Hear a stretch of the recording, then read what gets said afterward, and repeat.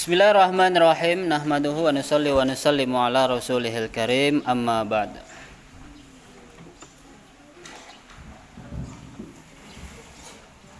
Nah, diperhatikan kemarin kita membahas tentang hukum merayakan ulang tahun ya. Di Ustadz lebih jelaskan lagi, Ustadz lengkapi dalil-dalilnya. Gimana sih hukum merayakan ulang tahun? Nah, setelah Ustadz cari dalilnya itu ada dalam kitab Sahih Muslim.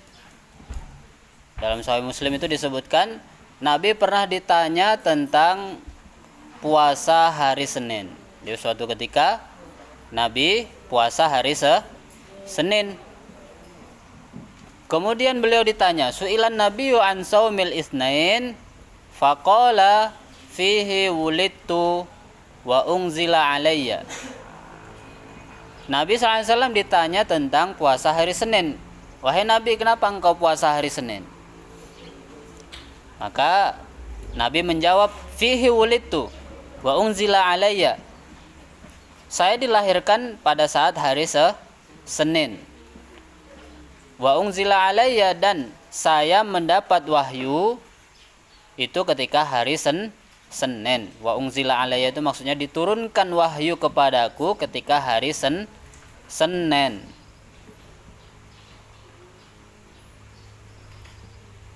Nah, di sini Nabi itu ketika hari lahir beliau itu puasa. Berarti ketika kita merayakan hari lahir kita ataupun hari kelahiran, tanggal kelahiran kita dengan cara beribadah itu hukumnya mubah, boleh. Kalau dengan cara yang baik. Tapi kalau misalnya orang ulang tahun dengan cara-cara yang tidak dibenarkan, contohnya apa ya? Contohnya yang sering terjadi di masyarakat. Apa itu? Orang ulang tahun diikat di tiang, di pohon, disiram, dikasih tepung, dilempari telur, ya kan gitu. Nah, itu nggak boleh. Kalau acara ulang tahunnya seperti itu, maka haram hukumnya. Kenapa? Pertama itu mubazir, melempar telur. Kalau telurnya tidak busuk. Kalau telurnya busuk, itu menyakiti kawan. Telur busuk itu baunya minta ampun ya, sangat-sangat bau. Ya, kalau kita nggak mau dilempar telur busuk, jangan melempar teman kita telur busuk. Maka kalau orang merayakan ulang tahun dengan cara-cara yang merugikan orang lain, itu hukumnya haram. Lempar telur busuk, lempar tepung, terus disiram air, diikat. Ya, karena kemarin ada kejadian, ada orang itu temannya ulang tahunnya anak SMP, anak SMP temannya ulang tahun diikat di tiang listrik, kemudian disiram air. Ini manusia model apa ini? Udah tahu itu tiang listrik, malah disiram air. Gimana tuh? Belajar podak dia di sekolah itu. Kalau benda itu basah akan mudah terkena arus listrik, ya kan gitu. Akhirnya meninggal dunia yang ulang tahun itu, karena dia diikat, nggak bisa ngelawan. Cuman nak ngelawan, diikat, basah, kesetrum, kawannya nak nolong ya takut, karena tiang listrik bukan listrik kecil, bukan tiang listrik PLN. Akhirnya meninggal dunia. Nah, kalau caranya seperti ini nggak boleh. Tapi kalau caranya tidak merugikan orang lain, dengan cara bersedekah, dengan cara puasa, sebagaimana Nabi juga ketika hari lahirnya beliau puasa. Wulidtu fihi, saya dilahirkan hari Senin, jadi saya puasa. Saya hari ini ulang tahun, jadi saya puasa. Nah, itu nggak apa-apa. Atau sedekah gimana? Beli kue, teman-temannya atau dia yang beli kue nggak apa-apa. Iuran yuk untuk beli kue teman kita yang ulang tahun. Kemudian kumpul nanti dipanggil, ayo ngerayakan ulang tahun dengan kue ulang tahun. Kemudian nyanyi. Nyanyinya gimana? Mabruk alfa mabruk. Alaika mabruk. Itu kalau alaika, kalau yang ulang tahun laki. Kalau yang ulang tahun perempuan berarti alaiki mabruk. Mabruk alfa mabruk. Alaiki mabruk. Gitu. Selamat hari milad. Semoga dapat rahmat. Itu kan lagu ulang tahun tuh kan? Kenapa lagu ulang tahun itu tercipta? Ya untuk merayakan ulang tahun. Iya kan? Berarti ulang tahun itu boleh kalau caranya benar. Maka nanti kalau di kamar ada kawanmu yang ulang tahun, potong kue. Terus baca itu mabruk alfa mabruk.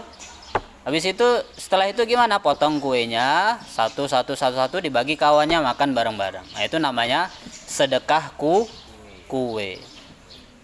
Atau kita beli jajan yuk bareng-bareng, atau yang ulang tahun. Ustadz dulu begitu di pondok ketika ulang tahun, beli jajan 100.000, kumpulin teman-teman, ayo makan yuk. Hari ini saya ulang tahun. Kasih ustadznya jajannya ini. Kalau mau, kalau enggak ya enggak apa-apa. Ustadz juga merayakan ulang tahun dulu di pondok, pernah sekali beli jajan untuk teman-teman di pondok. Tapi ya sedekah ya, 100.000 nih saya sedekah jajan. Nah itu tidak masalah. Mubah aja, bahkan dapat pahala kalau kita sedekah. Tapi pahalanya adalah pahala sedekah. Sedekah kue, sedekah makanan. Nah itu kalau hukum merayakan ulang tahun. Jadi nanti jangan ada lagi dari kita merayakan ulang tahun dengan cara jahiliyah, cara menyakiti orang lain. Tapi dengan cara yang baik, yang benar, sedekah makanan, makan-makan atau puasa. Nah itu boleh. Potong kuenya nanti disedekahkan, nggak apa-apa. Nah Ustadz, gimana? Katanya kalau orang merayakan ulang tahun itu namanya tasyabbuh. Namanya apa? Tasyabbuh. Man tasyabbaha biqaumin fahuwa minhum. Kalau orang menyerupai suatu kaum, maka dia termasuk kaum tersebut. Nah ini diperhatikan. Kalau kita mau bicara tentang tasyabbuh, kalau yang ditasyabuhi itu sebuah ibadah, itu mutlak ya. Para ulama mengatakan kalau tasyabuhnya adalah ibadah, maka itu ulama mengharamkan, semua ulama. Kalau kita menyerupai orang kafir dalam segi ibadahnya, misalnya apa? Misalnya ada orang kafir, dia punya ibadah apa?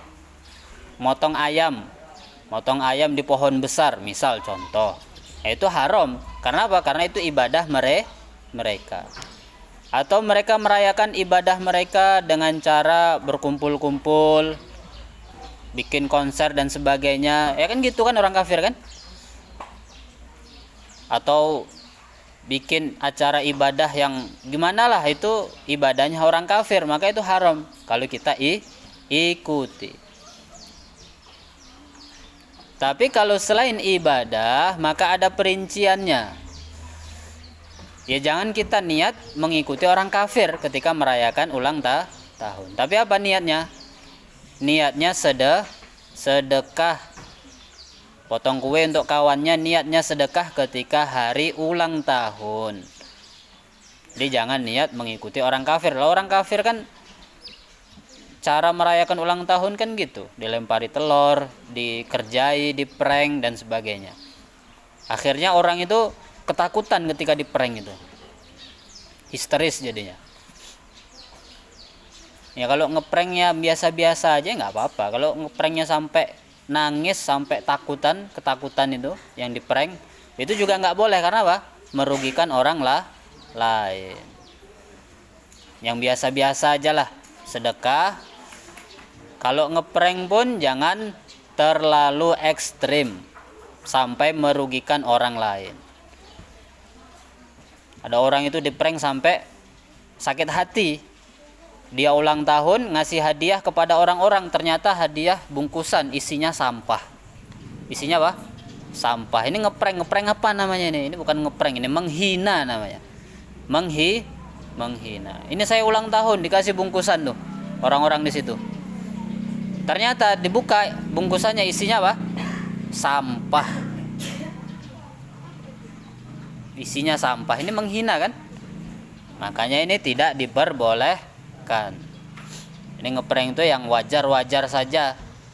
Jangan sampai merugikan orang lain. Ini secara logika, secara hukum masyarakat pun berlaku seperti itu. Ngeprank itu yang normal-normal aja, jangan sampai merugikan masyarakat. Ada orang ngeprank di dalam pesawat, dia ngeprank, saya bawa bom di tas. Nah, gimana coba? Oh, saya cuman ngeprank. Oh, itu tidak boleh, haram. Saya cuman ngeprank kok. Lah, ngeprank itu merugikan orang lah, membahayakan orang lain. Bomnya nggak ada Ustaz ya, walaupun bomnya nggak ada, pesawatnya pasti akan turun tiba-tiba, langsung nyari bandara, terus diamankan. Nah, itu baru ditunda nanti, di-delay jadwal penerbangannya itu. Itu merugikan orang lain.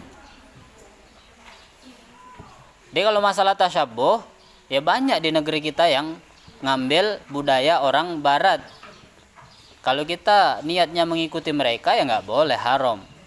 Tapi kalau kita mengambil yang baik-baik, contohnya apa? Ya contohnya demokrasi. Demokrasi itu budaya siapa? Apakah budaya Islam? Bukan. Itu budaya orang kafir. Indonesia ini bentuknya apa?